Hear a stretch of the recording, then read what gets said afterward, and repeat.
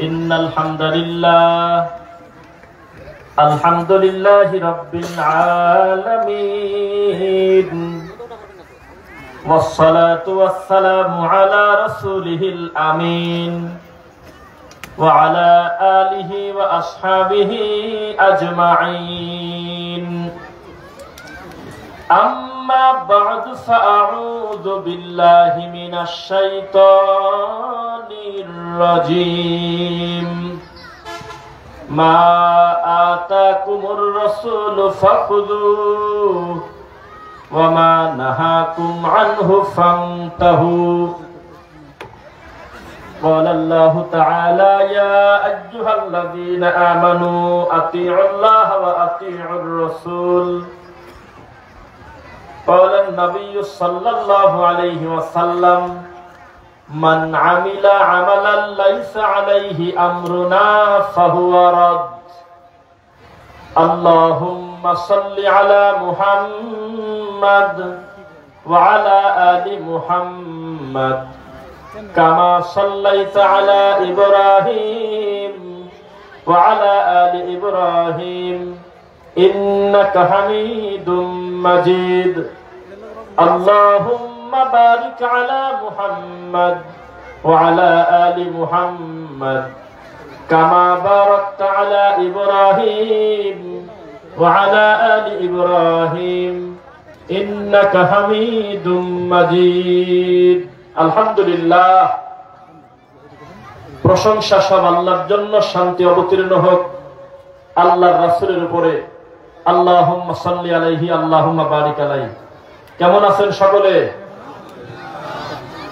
নতুন বান্দুরা এলাকাবাসী কর্তৃক আয়োজিত 2 দিন ব্যাপী 16তম বার্ষিক মাহফিলের দ্বিতীয় দিনের একটি বিশেষ মুহূর্তে আল্লাহ আমাদেরকে রেখেছেন আলহামদুলিল্লাহ তার মানে আমরা এখানে আসার আগে আরো 15 বছর এই মাঠে কোরআন সুন্নাহর কথা আলোচনা হয়েছে বলে আমরা আশাবাদী কি বলেন আজকে দ্বিতীয় দিন প্রথম দিনের এখানে আলোচনা আপনারা শুনেছেন সবাই আমরা সমস্ত পদবি ভুলে গিয়ে একজন আব্দুল্লাহ হিসেবে আল্লাহর প্রশংসা করছি আলহামদুলিল্লাহ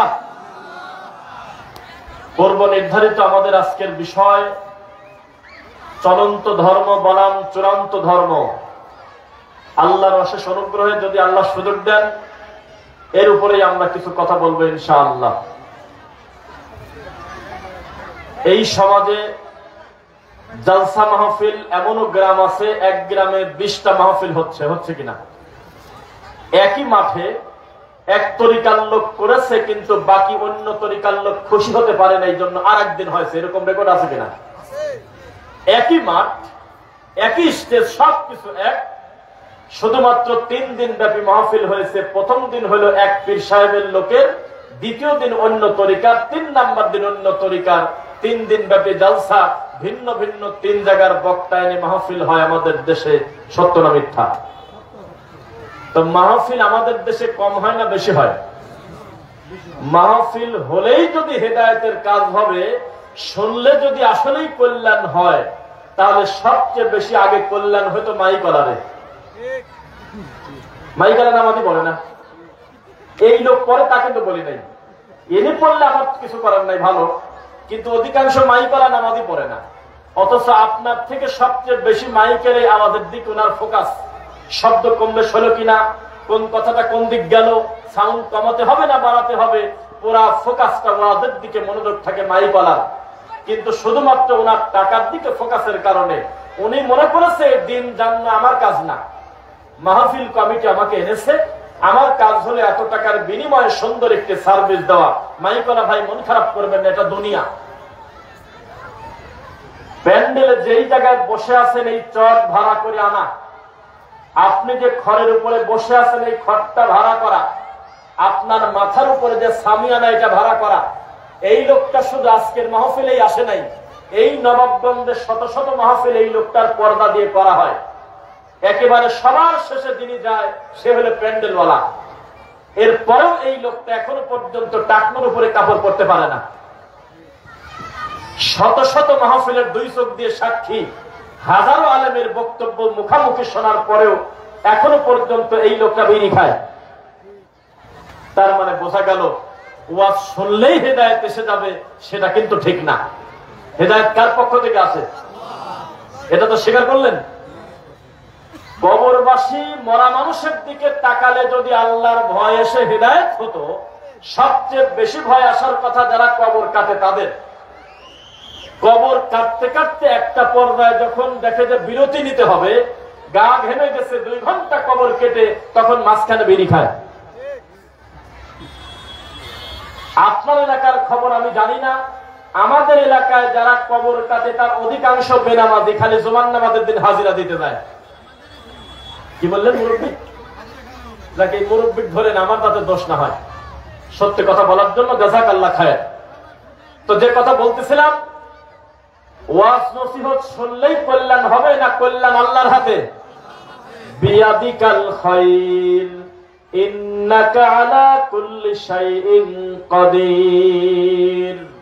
কল্যাণ আল্লাহর হাতে। কার হাতে? আপনাদেরকে একটা কথা বলি, মুহাম্মদ সাল্লাল্লাহু আলাইহি ওয়াসাল্লাম কি মুসলমানের সম্পদ না খ্রিস্টানের সম্পদ? বুঝতেছেন না? মুহাম্মদ সাল্লাল্লাহু আলাইহি ওয়াসাল্লামকে নিয়ে সবচেয়ে বেশি গর্ব মুসলমান করে না ইহুদিরা করে? বুঝে বলবেন। ফেরাউনকে নিয়ে কে গর্ব করে? আবু জাহেলকে নিয়ে গর্ব করে কে বলেন? নিয়ম অনুযায়ী মুহাম্মদ সাল্লাল্লাহু আলাইহি ওয়াসাল্লাম হলো আমাদের, আবু জেহেল হলো অমুসলিমদের। তাই হওয়ার কথা না? আবু জেহেলের প্রতি মুসলমান বিরক্ত তো বিরক্ত, সারা পৃথিবীর কোন অমুসলিম তার ছেলের নাম আবু জেহেল রাখছে আমার জানা নাই। অথচ আবু জেহেল কিন্তু মুশরিকদের বন্ধু হওয়ার কথা।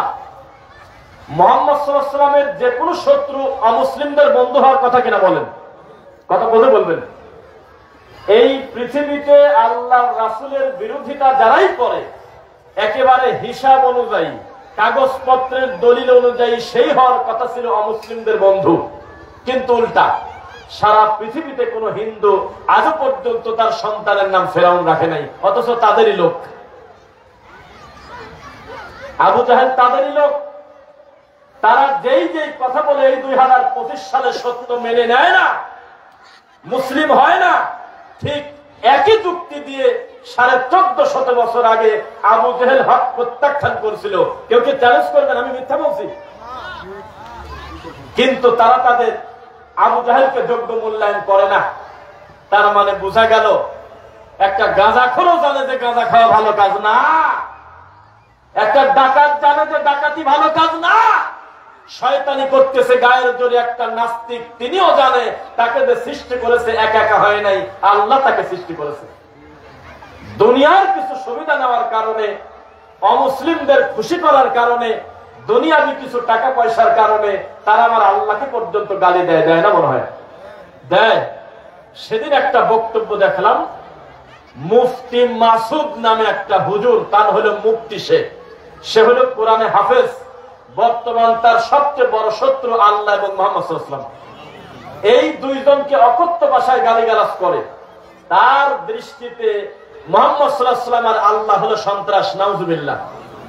আর এই কোরআন মাজিদটা হাত দিয়ে উঁচু করে ধরে বলে এটা নাকি ভয় দেখানোর জন্য সন্ত্রাসী অস্ত্র। অথচ তিনি কোরআনে হাফেজ, অথচ তিনি মুফতি। আজকের বক্তব্যের শেষে লিখবেন ইউটিউবে, মুফতি মাসুদ নাস্তিক। দেখবেন যে তাসলিমা নাসরিনের মুখামুখি বসে উনি হলো লাইভ করতেছে, দেখবেন তার বক্তব্য আছে। তা আপনার কি ধারণা তিনি কোরআন মুখস্থ করছে এমনি এমনি, পড়াশোনা করে নাই? বুঝেছেন? আপনার কি ধারণা সে সূরা ফাতিহা মুখস্থ জানে না? আপনার কি ধারণা ছেলেটা মুফতি হলো, দাওরা পাস করলো, বুখারী পড়ে নাই? মুসলিম না পড়েই মুফতি হয়ে গেছে। পড়াশোনা করেছে, তবে মাইকওয়ালা যেভাবে ওয়াজ শোনে, প্যান্ডেলওয়ালা যেভাবে ওয়াজ শোনে, এই চেয়ারওয়ালা যেভাবে ওয়াজ শোনে, আপনারা যেভাবে ওয়াজ শোনেন, উনিও সেভাবে পড়াশোনা করছেন। 60 বছর তাফসীরুল কোরআন মাহফিল হয়, 61তম তাফসীরুল কোরআন মাহফিল হচ্ছে। শ্রোতাদেরকে যদি বলা হয় যে স্ট্যান্ড আপ, দাঁড়াও, কুমু দাঁড়াও, দেখা যাবে শতকরা 70% মুসল্লির, 70% শ্রোতার প্যান্টটা আছে টাকনোর নিচে। তাহলে বোঝা গেল তাফসীরুল কোরআন হলো একটা মডেল, এটা একটা ব্যানার, এই ব্যানারের নাম করে মানুষ হলো সার্কাসের জোকার দেখতে আসে। নইলে বক্তা গান বলবে কেন? বক্তা জাল হাদিস বলবে কেন? বক্তা বিড়ি খাওয়ার স্টাইল দেখাবে কেন? বক্তা রাত 1টার সময় ফার্সি শের বলবে কেন? বোঝা গেল জালসা যিনি শুনতে আসে এবং যিনি বলতে আসে সবাই শরীয়তের শত্রু, ইসলামের শত্রু। আমি সমাজে প্রচলিত যেই যেই ভ্রান্ত আমল আছে এগুলো বলার পরে এর বিপরীতে আল্লাহর রাসূলের কোন বক্তব্য আছে কিনা এইটা আমি সিরিয়াল করে বলবো। আপনারা হজম করতে পারবেন তো? কষ্ট হবে না তো? এটা খুব কঠিন ব্যাপার, এজন্য বলার আগে কয়েক মিনিট আপনাকে মানসিক প্রস্তুতি নেওয়া নিচ্ছি। সবাই আমার দিকে তাকান। ছোট বাচ্চাদের জন্য দোকানে যা লিচু কেনেন, লিচু কথা বলতে হবে কিন্তু। মাইক খারাপ না ভালো, আমাদের গলার পরিস্থিতিও ভালো, আপনাদের উপস্থিতিতে আমাদের খারাপ লাগে নাই, ভালো, আমরা সন্তুষ্ট। সব মিলায় যত সময় কথা বলবো ইনশাআল্লাহ আমাদের মনের আশা আল্লাহ যেন কবুল করেন। সবাই বলেন, বাচ্চাদের জন্য লিচু কিনতে যান কিনা দোকানে? আপনাকে যে লিচুটা দিয়ে দিচ্ছে কৌটার মুখ খুলে, ও জানে যে লিচুর বাপ দাদার বংশ এর ভিতরে নাই, কেমিক্যাল ভরা। যেই লোকটা লিচু কিনতে যাচ্ছে সেও জানে এর ভিতরে লিচু কিচ্ছু নাই, এটা হলো লিচুর ফ্লেভার। যেই লোকটা তৈরি করছে সেও জানে যে এর ভিতরে লিচুর কিচ্ছু নাই, এটা হলো কেমিক্যাল দিয়ে করা। আপনি যে আমের জুস চাচ্ছেন এটা হলো পচা কুমড়া গলায় মেশিনে কিছু ফ্লেভার দিয়ে কালার দিয়ে বানানো, মূলত আমের জুস না। বানানোওয়ালা জানে, কেনাওয়ালা জানে, বিক্রি করাওয়ালা জানে, রিপ্রেজেন্টেটিভ জানে, সবাই জানে, কিন্তু যেই বাচ্চা শিশুটা খাচ্ছে ও জানে না, আম মনে করি খায়। তো হুজুরও জানে বেদাত, পড়াশোনা করছে সেটাও জানে যে হুজুর বেদাত, সবাই জানতেছে বেদাত, ইসলাম জানতেছে বেদাত, মুহাম্মদ সাল্লাল্লাহু আলাইহি ওয়াসাল্লাম বলে গিয়েছে বেদাত, কিন্তু যে নিরীহ মানুষের সামনে এই বেদাতটা বলা হয় তারা সুন্নাত মনে করে আমলটা করে। বুঝলেন না? মনে হয় আপনি মনে করেছেন যে মিলাদ পড়া বেদাত, এটা হুজুর জানে না, এটা মনে হয়। ও আচ্ছা আচ্ছা, আসলে আমরা খুব কম বলি এরকম। মাহফিলের মঞ্চে আগায় আসেন, বসেন, এটা বলি না, কানে ব্যাপারে আপনিও বাধ্য না, আমারও ঠেকা নাই। আল্লাহ সকলকে দিয়ে ভালো কথা শোনাবেন, এটা জরুরি না। তবে আমাদের ভাইয়েরা যারা আসেন আশপাশে, যদি এখনো ডিসিশন না নেন যে বক্তব্যের গতি অনুযায়ী যাবো কি যাবো না, ডিসিশন, আমার মনে হয় নয় চলে যান, নয় ভিতরে আসেন। আল্লাহ আপনাদেরকে কল্যাণ করুন, আল্লাহুম্মা আমিন। লিল্লাহি তাকবীর। তো যে কথা বলতেছিলাম, আপনাদের এলাকায় একটা কথা প্রচলন আছে যে হুজুরের বাড়ি মিলাদ হয় না, আছে কিনা? মিলাদের প্রতি হুজুরের এত আন্তরিকতা, এদের বক্তব্য শুরু করে দিলাম কিন্তু এখন। মিলাদের প্রতি হুজুরের এত মায়া যে মোনাজাত ধরে 20 মিনিটের নিচে থামে না, খালি কাঁদে, সেই কাঁদা কাঁদে। বাবাজি আমাকে কত মহব্বত করতো, যেখানে দেখতো আমাকে জড়ায় ধরতো, আমাকে খুব ভালোবাসতো। এই কথা বলে বলে আল্লাহকে প্রেসার দিচ্ছে যে কোনো হাত একটা যদি পেছে যায় ওই হাতের ওসিলে আমাদেরকে নিয়ে নাও, নাউজুবিল্লাহ পড়েন। যে কোনো একটা হাতও যদি তোমার ভালো লাগে তো ওই হাত তুমি নিয়ে নাও। আপনাদের এলাকায় এমন মোনাজাত আছে আমার জানা নাই। হে রব্বুল আলামিন, ধান বিক্রি করতে গেলে ধানের সাথে সিটা ধানও বিক্রি হয়ে যায়, মানে বোঝাচ্ছে আর কি, ওইদিকে বোঝাচ্ছে উপরে। ভালো বেগুন বিক্রি করতে গেলে 2-1টা পোকা লাগা পচা বেগুনও বিক্রি হয়ে যায়। আল্লাহ রব্বুল আলামিন, আমরা যারা তোমার দরবারে হাত তুলেছি, আমি গুনাহগার হতে পারি, আমার সঙ্গে যারা হাত তুলেছে কত ভালো ভালো বান্দা তোমার আছে। একজন মানুষও যদি তোমার পেয়ারা বান্দা থাকে, ওই হাতের ওসিলায় তুমি বাকি হাতগুলো কবুল করে নাও, বলে কিনা? সাক্ষী দিচ্ছেন নাকি? বলে। আচ্ছা, এ ধরনের কোন একটা আয়াত হাদিস আছে কিনা যে কোনো একটা নেককার লোক যদি মাঝখানে বসে থাকে তো গরানে এভারেজে চলে যাচ্ছে, এরকম ব্যাপার আছে কিনা? আছে না? অথবা একটা কবরবাসী একটা ভালো নেক কাজ করে গেছে, ঠিক তার পাশের কবরে একটা ডাকাত, একটা গাঁজাখোর মরে গেছে, তো এই ভালো লোকটা পাশে থাকার কারণে একটু বাতাস দেওয়া ওই গায়ে লাগে, এরকম মনে হলো নাকি? হয় না? তাহলে এই যে আমাদের দেশের এই সিস্টেমে মুনাজাত করে আল্লাহকে বোঝানো, এটা শুদ্ধ না অশুদ্ধ? আচ্ছা, এবার যদি বলেন হুজুর ওনার কাছে মেলার দলিল আছে, আমি বলবো ঠিক আছে থাক, আরেকটা দলিল নেন, আপনার বাড়িতে মিলাদ হয় প্রতি বছরে 3 দিন। আব্বা, বড় কাকা, মেজো চাচা, এই 3টা লোকের জন্য প্রতি বছর কুলখানি করে খতম করে মিলাদ হয়, এমন লোক এই এলাকায় আছে কি নাই? সব ঠিকঠাক, হুজুর যখন মোনাজাত করে বাড়ির দিকে রওনা দেবে সব ঠিক, তবে হুজুরকে হাদিয়া দিবেন না। হাদিয়া বা এক্সট্রা টাকা না দেওয়ার কারণে আধা ঘন্টা মোনাজাত যদি রাতারাতি 10 মিনিটে নেমে না আসে, তার নাম পরিবর্তন করে দিয়ে দুনিয়াবি কিছু সামানার লোভে উনি ওনার নিজের মায়ের জন্য কান্নাকাটি করে না, উনি ওনার বাপের নাম শুনে কাঁদে না, কিন্তু এলাকায় চাকরি করতে আসছে প্রায় 200 কিলো ফাঁকে থেকে, এই এলাকার একটা লোক মরে গেলে উনি মুনাজাত করে কাঁদে যাতে বাড়িওয়ালা 500 টাকা ধরে দেয়। কোন কারণ নাই, আল্লাহর কসম ওই আমের জোশের মতো অভিনয়।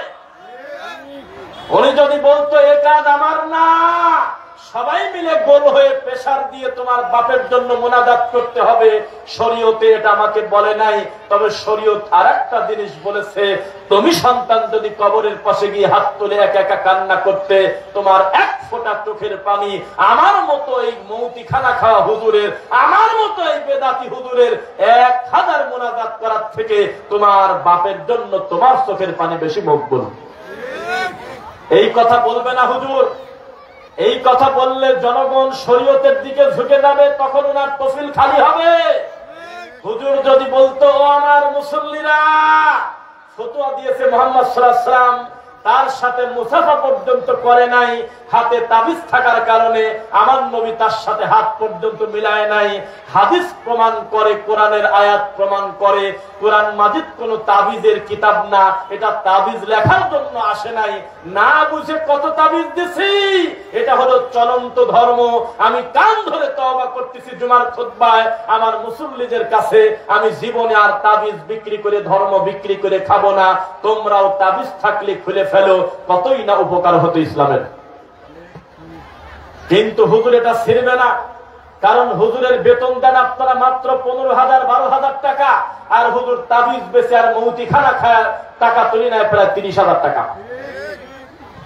ওয়াসাইয়ানা লাহুম শাইতানু আমালাহুম, যেই আমল প্রতিষ্ঠিত করেছে ইবলিস শয়তান, ওটা রাতারাতি কোনোদিন ছাড়া যায় না। আমি কিন্তু আপনাকে কথা দিয়েছি, আমার বাম পাশে থাকবে চলন্ত ধর্ম, আমার ডান পাশে থাকবে চূড়ান্ত ধর্ম।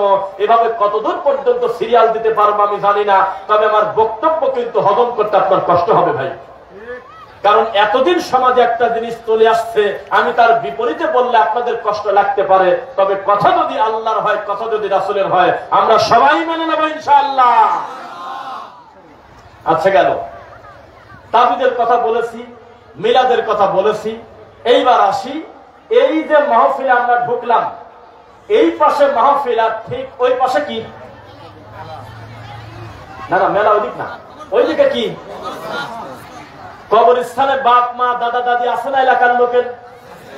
আচ্ছা, যেই নবী স্ত্রী সহবাস করার দোয়া শেখাইছে, যেই নবী পায়খানায় যাব কিভাবে শেখাইছে, যেই নবী জুতা পায়ে দেব কিভাবে শেখাইছে, যেই নবী পার মোজার উপরে মাসেহ করব কিভাবে শেখাইছে, তায়াম্মুম করব কিভাবে শেখাইছে, সেই নবী মরা মানুষের জন্য কিভাবে দোয়া করা লাগে শেখায় নাই নাকি? হ্যাঁ, আচ্ছা, আল্লাহর নবী সাল্লাল্লাহু আলাইহি ওয়াসাল্লাম বলেছেন, ইযা মাতাল ইনসান, মানুষ যখন মরে যায়, ইনকাতাহু আনহু আমালু, তখন তার আমল কাটি দেয়, বাতিল করে দেওয়া হয়। ইল্লা মিন সালাসা, শুধুমাত্র 3টা জিনিস থাকে। কয়টা বলবো নাকি? 1, নেককার সন্তান সন্ততি, ওয়ালাদুন সালিহুন ইয়াদউ লাহু, ওই সন্তান সন্ততি যে তার পিতামাতার জন্য আল্লাহর কাছে দোয়া করবে।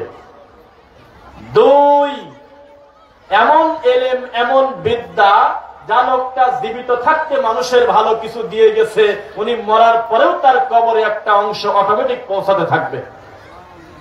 সুবহানাল্লাহ বললেন না? তবে এর থেকে বড় সুবহানাল্লাহর প্রেসার দেওয়ার ওয়াজ আমাদের কাছে আছে, হরিণ বাঁধার গল্প। সেটা হলো পীর সাহেবের কুত্তা কামড়ানোর গল্প। সেটা হলো বদনা দিয়ে বাঘ মারার গল্প, সেটা হলো জায়নামাজের উপর দিয়ে পীর ফু দিয়ে উড়ে চলে গেল, এই রামায়ণের গল্প। এটা বললে যা সুবহানাল্লাহ হয়, শেষ নাই। তো দেখ, সেটা আপনার ব্যাপার। তো 3 নাম্বার হলো সাদাকায়ে জারিয়া। ওই সাদাকা যেটা চলমান থাকবে মৃত ব্যক্তির জন্য, সাদাকায়ে জারিয়া, কল্যাণকর দান। এর ভিতরে মৌতিখানা কয় নাম্বার?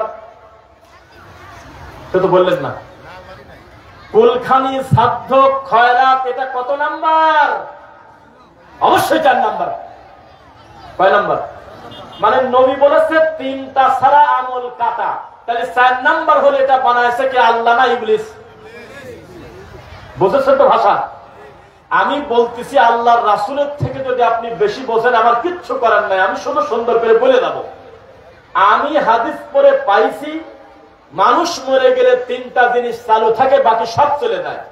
ইলম, সাদাকায়ে জারিয়া আর নেক সন্তান সন্ততি। কিন্তু কুলখানি আর খয়রাত আমি খুঁজে পাই নাই। কেউ পেলে এখন আমার কাছে হাত তুলে বলেন আমি পাইছি, বলেন তো দেখি।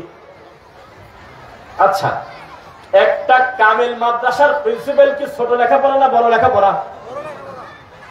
একটা কামিল মাদ্রাসার প্রিন্সিপালকে আমরা বলছিলাম, আপনি যে খয়রাত খেতে যান, মিলাদ পড়তে যান, খয়রাতের দলিল আছে কিনা? কয়টা আছে। তো দলিল কি? কয় দলিল হলো বুখারী, নবী বলেছেন তো তুতিমুত তাআম, মানুষকে খাওয়াও, এই বলে দলিল বলে। তখন আমরা বললাম, এত বড় আলেম হওয়ার পরেও আপনার চোখে শয়তান কিভাবে পেশাব করছে সেটাই আমরা প্রমাণ পেলাম। এটা হলো সাধারণ কথা, তুতিমুত তাআম, মানুষকে মানুষ খাদ্য খাওয়াবে, মেহমানদারি করবে, ফকির খাওয়াবে, মিসকিন খাওয়াবে, এতিম খাওয়াবে, বিধবা লোকের সহযোগিতা করবে, অসহায় মানুষের দায়িত্ব নেবে।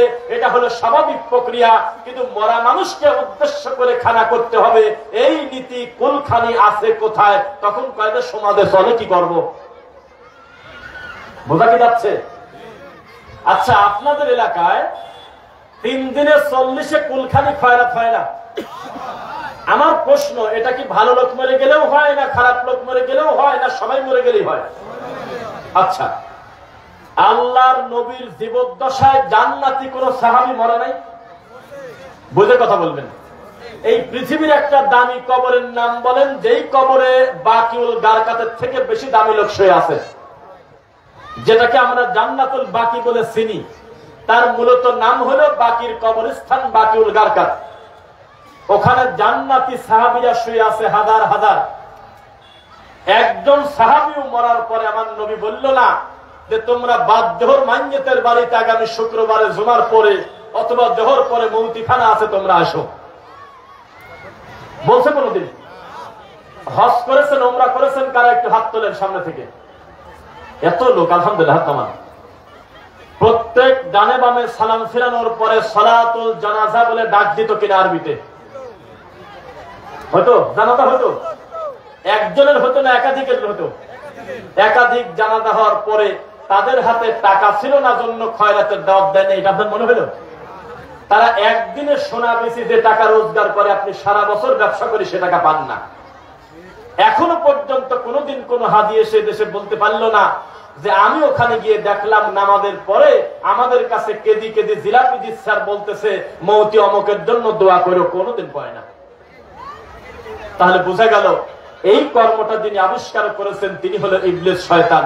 এটা হলো প্রতিষ্ঠাতা, প্রিন্সিপাল হলো উনি। আর এটার বর্তমান যারা চালনা করে নিয়ে যাচ্ছে তারা হলো মসজিদের ইমাম সাহেবরা। মনে রাখবেন, এর কোন আসল নাই। সমাজে 2টা খানা আছে চলন্ত ধর্মে। এই 2টা খানা খায় হলো বেহায়া, নোংরা, অসভ্য, বেলজ্জাতি ছোট লোকের জাত। এক, বরযাত্রীর খানা, মেয়ে বাড়িতে মানুষের প্রতি জুলুম করে বিয়ের আগেই একটা খানা খায় আসে, তার নাম হলো বরযাত্রীর খানা। 2, মরা মানুষ মরার সাথে সাথে গ্রামের লোক উঠে পড়ে লাগে মৌতি খানা কবে তাই কও। এরা হলো ছোট লোকেরা, হলো বেহায়া, বেলজ্জাতি। এই মাঠে আমাকে জুতার মালা দিবেন যদি কোন মায়ের বেটা আমার মুখামুখি দাঁড়িয়ে প্রমাণ করতে পারে আল্লাহর নবী জীবনে কোনদিন দাওয়াত দিয়েছে, আমার জান্নাতি সাহাবী চলে গেছে, তার পক্ষ থেকে 10 জন লোক তোমরা আসবে, আমি একটা খাসি মেরে 10 জনকে খাওয়াবো, মিলাদ দেব। এই একটা কথা যদি কেউ প্রমাণ দিতে পারেন আমাকে আজকে আপনারা বেঁধে রাখবেন। এত হটকারিতা কিসের? এই যে আমার ডান পাশে বসে আছে আমার প্রিয় বন্ধু, প্রিয় ভাই আব্দুল্লাহ ইব্রাহিম নব মুসলিম। আমি বেশ কিছুদিন আগে এই নবাবগঞ্জে একটা মাহফিল করার পরে আমার বক্তব্যের পরে ভাই কিছু কথা বললেন। একটা কথা আমি মাঝে মধ্যে বিভিন্ন মাহফিলে বলি, ওনার একটা কথা আমাদের বেদাতি শিরককারী লোকের মুখে জুতা পিটার থেকে বেশি সত্য। কেন?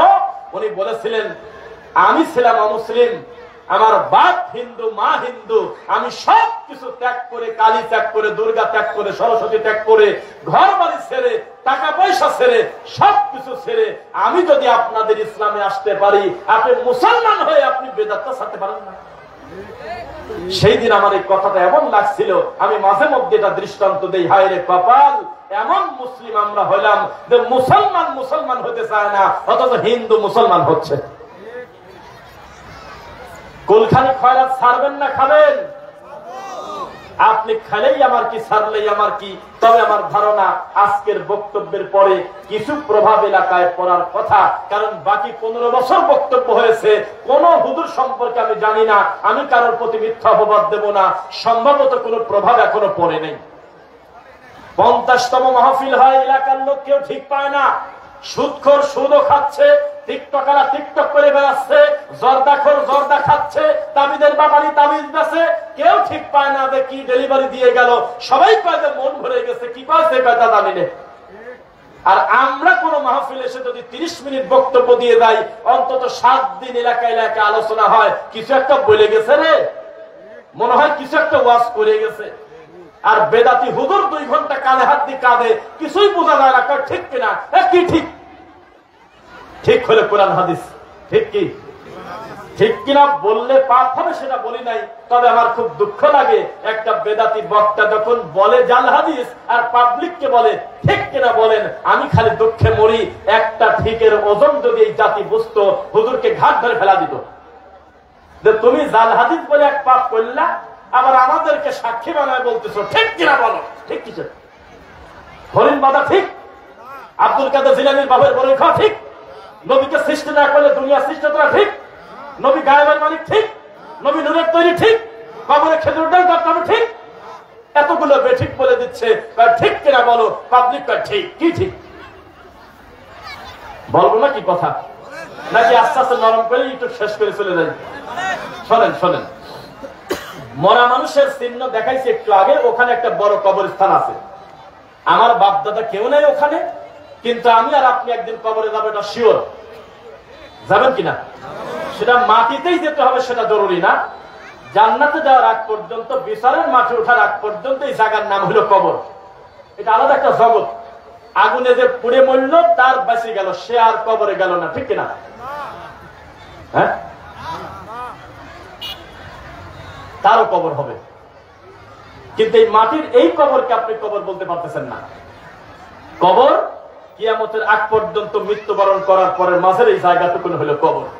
বোঝা যাচ্ছে কি? এবার শোনেন, এই কবরবাসীর জন্য আমাদের কি করণীয় সেটাকে আমি একটু সিরিয়ালে বলবো। এইগুলো যদি চলন্ত আর চূড়ান্ত বলতে যাই, আপনারা আমার প্রতি অসন্তুষ্ট হবেন তা আমি জানি, তবে আমি আশাবাদী আমার খালেক সন্তুষ্ট হবে ইনশাআল্লাহ।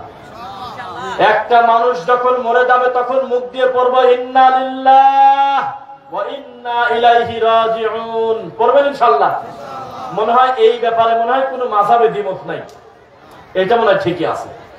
যে একটা লোক মরে গেলে মুসলমান, আমরা বলবো ইন্না লিল্লাহি ওয়া ইন্না ইলাইহি রাজিউন, আর যদি সামর্থ্য থাকে আমরা জানাজা পড়বো। এই ব্যাপারে মনে হয় একমত নাকি?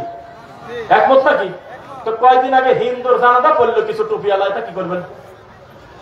সাক্ষী দেন তো দু একজন। হিন্দু লোকের একটা হিন্দু মাস্টারের জানাজা হয়েছে এই দেশে, কেউ কি দেখছেন? লিখবেন তো ফেসবুকে, ইউটিউবে একটু লিখবেন যে হিন্দু লোকের জানাজা। দেখবেন কয়দিন আগে কিছু জাহেল একটা হিন্দু লোকের জানাজা পড়ছে, আর জানাজায় বলতেছে আমরা তো সব একই, আমাদের শরীর কাটলি তো রক্ত একই কালার। হিন্দুর জানাজা হয়, তাই না? নাউজুবিল্লাহ। বাদ বাকি মুসলমান এ ব্যাপারে একমত যে একটা মানুষ মারা গেলে মুসলিম বলতে হবে ইন্না লিল্লাহি ওয়া ইন্না ইলাইহি রাজিউন। এইবার শুরু হলো কথা। এটা যদি মাইকে যদি আধা ঘন্টা ধরে কাঁদে তখন কি হবে?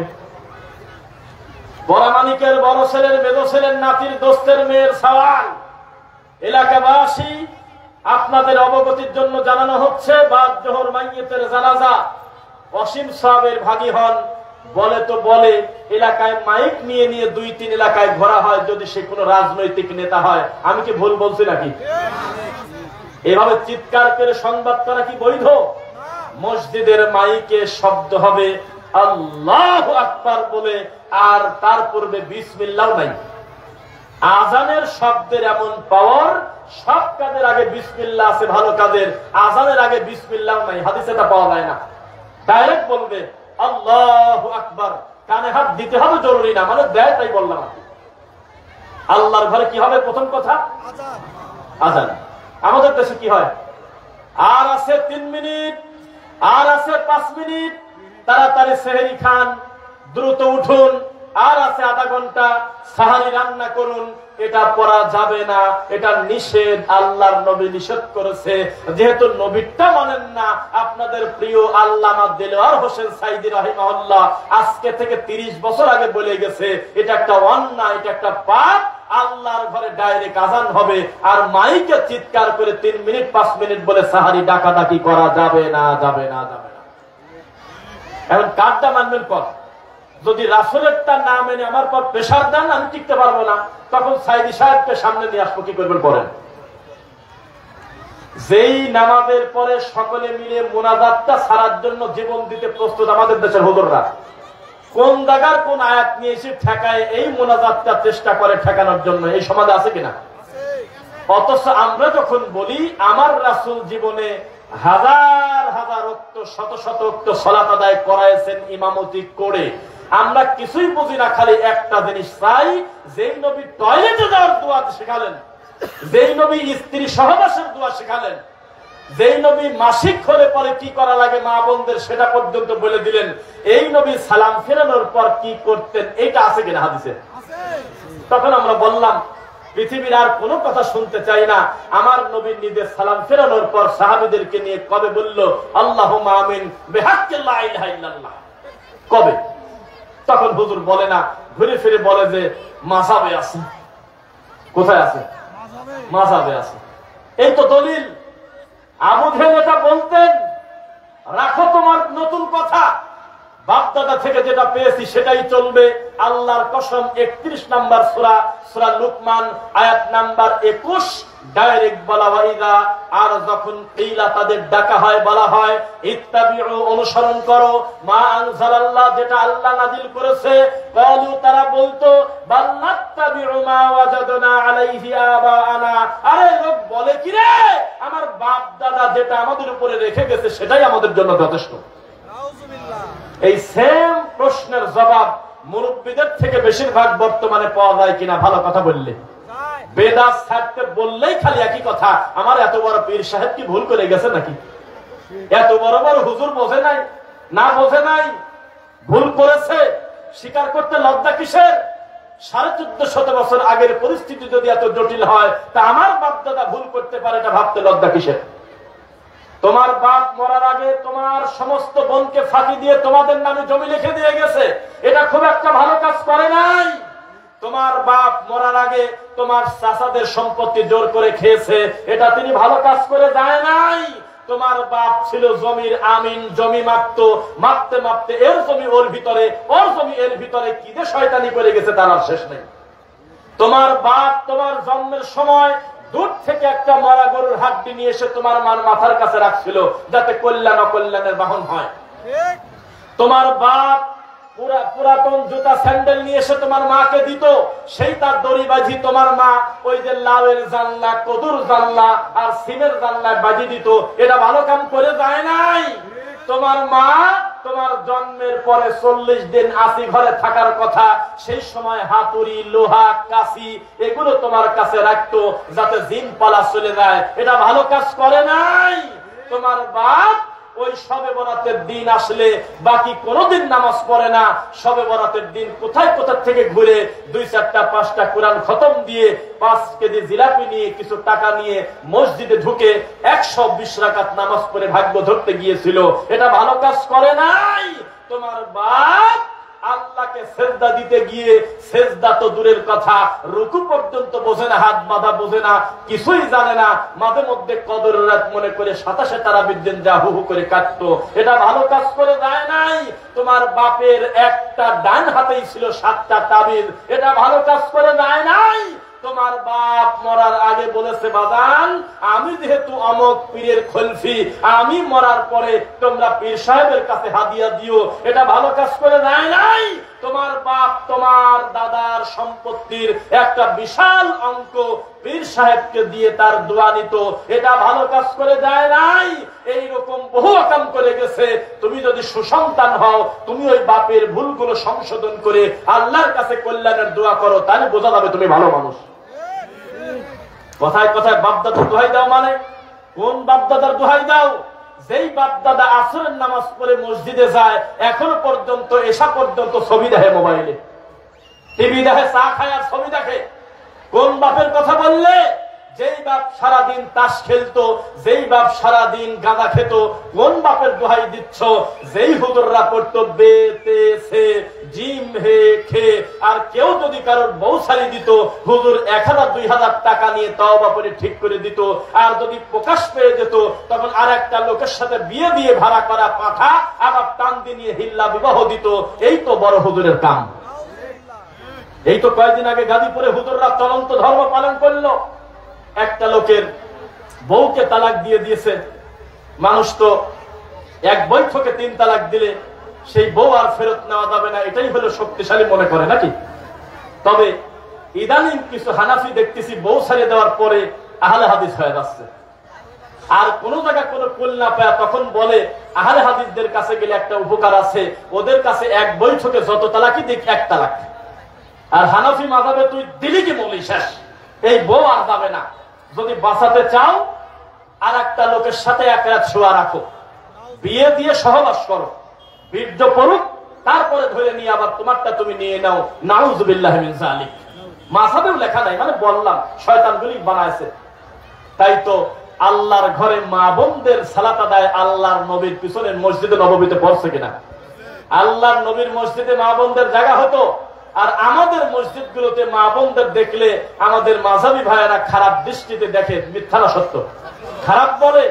অথচ সেই মসজিদের পাটাতনে সিঁড়ির উপরে ইমাম সাহেব সঙ্গম করছে পরের বউয়ের সাথে, হালাল করার জন্য নাম দিয়েছে হিল্লা বিবাহ। এই কুকাম কারা করছে? হুজুর। এই তো হুজুর। হুজুর অনুবাদ করতেন, কুল ইয়া আইয়ুহাল কাফিরুন লা আ'বুদু মা তা'বুদুন, আর যা খুশি মুখে আসতো অনুবাদ করে দিতেন। এর জাতি কোনোদিন বুঝতে পারে নাই যেখানে লেখা আছে আর পড়লোটা কি। এই তো হুজুর। কোন হুজুরের দোহাই দিচ্ছেন? যেই হুজুরের নাম তুফাজ্জল বৈরাগী। এই লোকটার নামের উপরে লক্ষ লক্ষ লোক আসতো এক সময়, যার নামের উপরে রেল লাইন ব্লক হয়ে যেত, অথচ তিনি নিজেও ছিলেন মুশরিক, আর তার সামনে যারা ছিল তার কথা মেনে অধিকাংশ মুশরিক ছিল। মরে যাওয়ার কয়েকদিন আগে এই তুফাজ্জল বৈরাগী লিটন দেওয়ান সৃষ্টির তাবিজ বেঁচে গেছে, আংটি বেঁচে গেছে। সাক্ষী আছেন কেউ? দেখছেন না? আংটি বিক্রি করে গেছে লিটন দেওয়ান সৃষ্টির। তার মানে উনি মুসলিম ছিল না, উনি ডাইরেক্ট বিশ্বাসী ছিলেন মরা মানুষ হলো আল্লাহর মতো আমার কথা শুনতে পারে। অথচ ওই লোকের থেকে বড় হুজুর একটা সময় দেশে আর ছিল না। এক সময় এই দেশের মানুষের কাছে বড় হুজুর ছিল হাবিবুর রহমান যুক্তিবাদী। যেই লোকটা মিরাজের ওয়াজ করলে মানুষ হাউমাউ করে কান্না করেছে। আমি রফিক বিন সাইদ আসলে পাপের কথা বলা অন্যায় বলি নাই, তা আজকে বলি যাতে আপনি সংশোধন হন। আমরা ছোটবেলায় স্কুল থেকে আসতাম, আমাদের বাড়িতে ক্যাসেট ছিল। যখন এই মিরাজের হাবিবুর রহমান যুক্তিবাদীর ওয়াজটা ছেড়ে দিত, আল্লাহর শপথ আমি ছোট মানুষ, তবে আমি ফিতাটা ঘুরায় ঘুরায় বারবার বারবার একইটা শুনতাম। এত ভালো লাগতো, অন্তর শান্তি লেগে যেত। পরবর্তীতে আমরা আজকে ইদানিং এসে বুঝতেছি পাকা শয়তানি করে গেছে পুরা রামায়ণের মিথ্যা গল্প। এক সময় এই দেশের বড় হুজুর ছিল বজলুর রশিদ। আপনি রাগ করবেন না নামগুলো বলার কারণে, এরা কোনো উড়ন্ত লোক না, এই জন্য নাম বললাম যাতে মানুষ সংশোধন হতে পারে। এরা যদি কোনো মসজিদের ইমাম হতো আমি জীবনে নাম বলতাম না, কেননা এদের ওয়াজ লাখ লাখ মানুষের কাছে আছে, তাই সত্যটা বলে দিচ্ছি। এক সময় বজলুর রশিদ ওয়াজ করতেন, ও নানা তুমি বড় না আমি বড়, হোসাইন তুমি বড় না আমি বড়। নানা নাতির এই ওয়াজ শুনছেন কারা কারা? হাত তোলেন। সবাই তো শুনছেন। পরবর্তীতে দেখতেছি এরকম গল্প কোন রামায়ণেও লেখা নাই, ইসলামে তো বহুদূরের কথা, পাকা শয়তানি। এক সময় এই দেশের সবচেয়ে বড় হুজুর ছিল তারা বক্তব্য দিয়েছে আল্লাহর নবীকে আল্লাহ আরশের গায়ে লিখে রাখছিল তার নাম, আল্লাহর নবীর নাম ধরে আদম নবী ক্ষমা পাইল। পরবর্তীতে দেখতেছি এটা পাকা শয়তানি কথা। হাজার হাজার জাল হাদিস দিয়ে এলাকাটা পূর্ণ করা ছিল। এত ভঙ্গি করো কি কামে? এ দেশে জীবনে নবী কোনোদিন বেড়াতেও আসে নাই। এত পণ্ডিত করো কি কামে? যেখানে কোরআন নাজিল হলো ওই দিকে তাকায় দেখো সত্যটা আজও আছে। কিসের এত গড়াই তোমার? কিসের এত গর্ব তোমার? আমরা যখন সত্যটা ধরায় দেই ঘুরে ফিরে বড় হুজুরের উদাহরণ দেয়, তোমার লজ্জা করা উচিত। তুমি একবারও মুখ দিয়ে বললে না আচ্ছা দুনিয়ার সবচেয়ে দামি জায়গা আল্লাহর কাবা ঘরের ইমাম কিভাবে নামাজ পড়ে আমি একটু দেখলেই তো হয়ে যায়। তোমার উদাহরণ হলো জর্দাখোর হুজুর, দাঁত গুলো তরমুজের বিচি। এই ভদ্রলোক পান খায়, মুখের দিকে তাকানো যায় না, ভেংসি দিয়ে দিয়ে কথা বলে। এই অসভ্য এই নেশাখোর হুজুর হলো তোমার দলিল। তুমি একবার মুখ দিয়ে বললেন আচ্ছা পৃথিবীর শ্রেষ্ঠ জায়গা, এক সেজদা দিলে 1 লক্ষ সেজদার নাকি আমি এখন মসজিদে যায় আমি সুন্দর করে ইউটিউবে ঢুকে লিখবো বা বাড়িতে ঢুকে আব্দুর রহমান সোদাইস জুমার নামাজ টুডে। আজকে আব্দুর রহমান সোদাইস জুমার নামাজ কিভাবে পড়াইছে আমি একটু দেখবো, পুরা ভিডিও সহ আপনার সামনে। রাগ করতেছেন মনে হয় না? থাক আস্তে করে বলি, শোনেন। এইটা যদি আমাদের অফিসিয়াল মাঠ হতো, যেই গ্রামের মানুষ ঘোষণা দিয়ে সুন্নাহ প্রচার করে এমনিতেই আমাদের আনে, তাহলে আমি এত গুরুত্ব দিয়ে কথা না বললে অসুবিধা হতো না, আমাদেরই লোক। কিন্তু যেহেতু আপনারা কষ্ট করে এসেছেন, অনেকেই অন্ধকারে ডুবে আছেন, আমার মতো ছিলেন এক সময়, তাই আপনাদের গুরুত্ব দেওয়ার জন্য আমি আজকে চেষ্টা করব সমাজে প্রচলিত ভুলগুলো আঙুল দিয়ে ধরালো ইনশাআল্লাহ। লিল্লাহি তাকবীর। ভাবছিলাম যে রাগ করে চলেই যায় নাকি সব, আস্তে আস্তে আল্লাহর মাঠটা পূর্ণ হচ্ছে আলহামদুলিল্লাহ।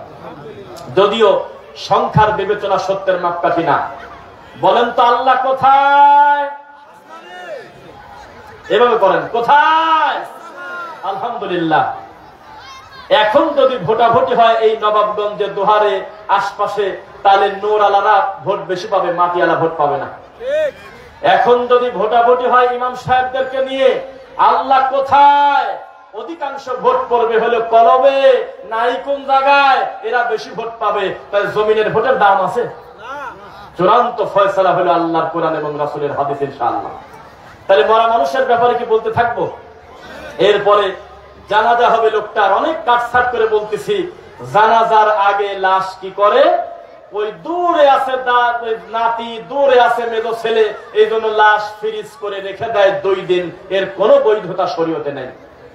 মাইয়াতকে দ্রুত দাফন করবেন, জান্নাতের জিনিস হলে তাড়াতাড়ি দিয়ে দেন, ঠেকা রাখছেন কি কামে? আর খারাপ হলে ঝামেলা দূর করেন, ওর কারণে সমাজে প্রতিক্রিয়া করবে। বোঝা যাচ্ছে? তাকান আমার দিকে। আমাদের দেশে লাশ সামনে রেখে ভাষণ ওয়াজ হয় কিনা আমি জানি না। আমার এই বক্তব্য শোনার পরেই সমাজে কতটুকু পরিবর্তন আসবে, তবে আমার ধারণা আপনাদের মনে থাকবে ইনশাআল্লাহ। মাইয়াত মানে লাশ সামনে রেখে আপনার এলাকায় ওয়াজ নসিহত হয়? সবাই তো বললেন হয়। ইদানিং একটু বেশি হয়, আগে আরো হইতো আর কি। মেম্বার ভোট চাচ্ছে, চেয়ারম্যান ভাষণ দেয়। এক একটা মরা মানুষের জানাজা এক একটা রাজনীতির মাঠ। 10 জন 15 জন ভোট চাচ্ছে, এমনিতে এত লোক এখানে পায় না। যেই মরার খবর পায় আপনি তারা চলে আসে। আসি কয়েছে ছেলেটা খুব ভালো, যখনই ডাক দিতাম চলে যেত। অনেক কিছু বলতেছে এই মাইয়াতকে সামনে রেখে, প্রায় 40 মিনিট বক্তব্য দিচ্ছে, অথচ মানুষকে ঘোষণা দিছিল বাদ জোহর জানাজা। কয়টা বাদ জোহর মানে তো 1:40 হওয়ার কথা, কিন্তু 2:30টার সময় টাইম হচ্ছে না জানাজা দেওয়ার। অতিথিরা বক্তব্য দিচ্ছে, শেষ পর্যন্ত যখন দেখলো যে না মানুষের অনেক বেশি কষ্ট হচ্ছে, তখন বলতেছে আল্লাহু আকবার, চট করে সালাম ফেরায় দিচ্ছে। তার মানে সূরা ফাতিহাটা চুরি করছে। ইমাম সাহেব 20 মিনিট বক্তব্য দিচ্ছে, টাইম পায়। যে মরে গেছে তার বড় ছেলে কথা বলল, তার মেজো ছেলে বলল, তার কলিগ বলল, সবাই বক্তব্য দিচ্ছে, কিন্তু নামাজে হাত বাঁধার পরে আর টাইম নাই সূরা ফাতিহা পড়ার। এই তো হুজুর, এই তো আমাদের সমাজ। লাশ সামনে রেখে কোনো ভাষণ জীবনে আল্লাহ রাসূল দিয়েছেন এই মর্মে কোনো কথা নাই। নবী বলতেন 2-1টা কথা। ও কি ঋণ আছে কারোর কাছে? হ্যাঁ, তাহলে আমি গেলাম। ঋণ পরিশোধ করো না আমি চলে যাব। মুনাফিক টুনাফিক নাকি? দিনা পাওনার বিষয়টা প্রথমে আসবে, এরপরে তার ব্যাপারে বলা হবে ক্ষমা করে দিয়েন, আর তার ছেলে ফেলে বলবে আমার বাপের কাছে যদি কোনো দিনা পাওনা থাকে ওয়ারিশ হিসেবে আমাদেরকে বলবেন, আমরা পরিশোধ করব। আল্লাহু আকবার। আর কোনো কাজ নাই। আছে আছে কিন্তু আমাদের সমাজে আল্লাহ ইন্না লিল্লাহ পাবলিককে বলাচ্ছে মাফ করে দিবেন তো, আপনারা মাফ করে দিলেন তো, হাত তোলেন। মানে প্রেশার দেশে কিসের মাফ? সারা জীবন জমি জোর করে খাইছে, এখন আমি মাফ করবো কিভাবে? আউযুবিল্লাহি মিনাশ যালিক। মুমিন মুমিনকে ক্ষমা করবে কিনা সেটা তার ব্যাপার, তবে জোর করে হাত তুলে ক্ষমা দিতে হবে এর কোন নীতি আছে শরীয়তে? এবার দেখেন, ও মহিলা প্যান্ডেলে জায়গা হচ্ছে না, আমাদের মা বোনরা একটু চেপে চেপে বসবেন কষ্ট করে, আর এক বোনকে বসার সুযোগ করে দেবেন ইনশাআল্লাহ। শেষ করে দেবো নাকি সবখানে? শোনেন, এরপরে যা বিরোধিতা করলেন, লাশ যখন কবরের দিকে নিচ্ছেন তখন পড়তেছেন লা ইলাহা ইল্লাল্লাহ, আশহাদু আল্লা ইলাহা ইল্লাল্লাহ, আল্লাহু আকবার, সুবহানাল্লাহ। জিকির আছে কিনা? আছে। এর কোন শরীয়তে দলিল আছে? না। মাইয়িতকে আপনি কবরস্থানের দিকে নিয়ে যাবেন, কোন টু শব্দ চিৎকার চেঁচামেচি করবেন না, নিজ গতিতে নিয়ে যাবেন সুন্দর করে, কোনো উৎসাহ দিবেন না। জোরে জোরে জিকির হচ্ছে আমাদের এলাকায়, মিথ্যা না সত্য? আবার সামনে যদি কোনো গাড়িওয়ালা আসতে চায়, গাড়িওয়ালাকে দূর থেকে বলে খবরদার খবরদার, লাশ আসতেছে থাম, তখন উনি হুন্ডা থেকে নামে, তখন উনি সাইকেল থেকে নামে, নেমে সাইডে কোনায় দাঁড়া থাকে, যখন চলে যায় তখন বেচারা যায়। যাওয়ার সময় পুরা রাস্তাটা বুক করে যায় কিনা? এ কোন ধরনের নীতি? মাইয়িতকে অবশ্যই আদবের সাথে কবরে নিতে হবে। পুরা রাস্তা ব্লক করে আপনি কি দেখাতে চাচ্ছেন? সুন্দরভাবে রাস্তার এক পাশ দিয়ে যাবেন, তারপরে তাকে কবরস্থ করতে গিয়ে তখন আপনারা কি বলেন? ওই ডাইরেক্ট এইভাবেই করেন আপনারা, কাজ করে পশ্চিম দিকে মানে কেবলার দিকে মুখ করায় দেন। দেন না এইভাবে? না না না, তা দেন না। আপনারা এইভাবে প্রথমে উত্তর দক্ষিণ আগে শোয়ান, তাই না? কবরে তাই তো বলেন, এরপরে মাথাটা ঘোরায় কেবলার দিকে করে দেন, তাই দেন না? এ ধরনের কোন কথা শরীয়তে নাই। আমরা ইসলাম পড়ে পাইছি, এই লোকটার পুরা বডিটাই ঘুরে যাবে, পুরা বডিটাই থাকবে কেবলার দিকে। আপনি জোর করে খালি মাথা ঘোরাতে যাবেন না, মনে থাকবে কিনা? এরপরে কবরে যখন আপনি মাটি দেবেন, চলন্ত ধর্ম আপনাকে বলতেছে যে সবাই পড়েন মিনহা খালাকনাকুম একবার, ওয়াফিহা নুঈদুকুম দুইবার, ওয়া মিনহা নুখরিজুকুম তারাতান উখরা তিনবার। এটা আমাদের লেখা বলে না? না আমাদের লেখা আছে না? আছে। দেখেন, যেই যেই বিদআত মানুষের রক্তে মানুষের মিশে দেওয়ার মতো গেছে, তার একটা হলো মিনহা খালাকনাকুম বলে মরা মাটি দেওয়া। এইটাতে মরা মাটি দেওয়ার দোয়া না, এই কথা বলে চট্টগ্রাম থেকে বিবাড়িয়া থেকে সুস্থভাবে ফিরে আসা কঠিন।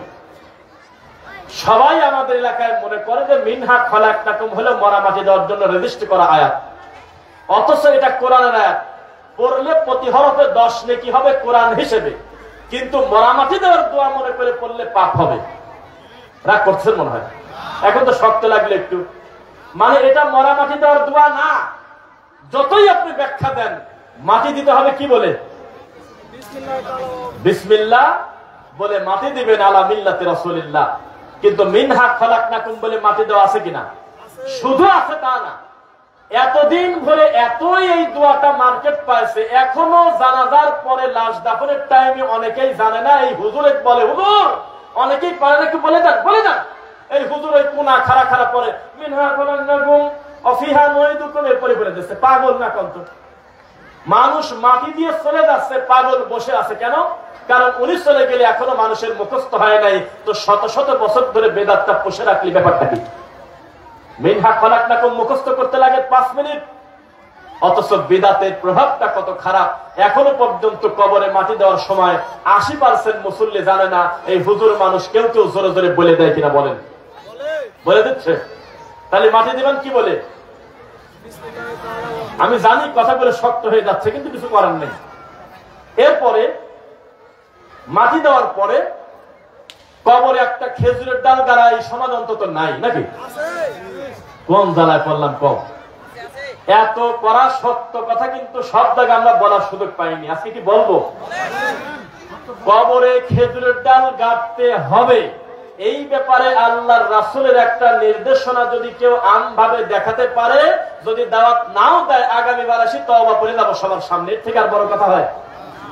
আল্লাহর নবী খেজুরের ডাল গাড়ছে জীবনে কয়টা?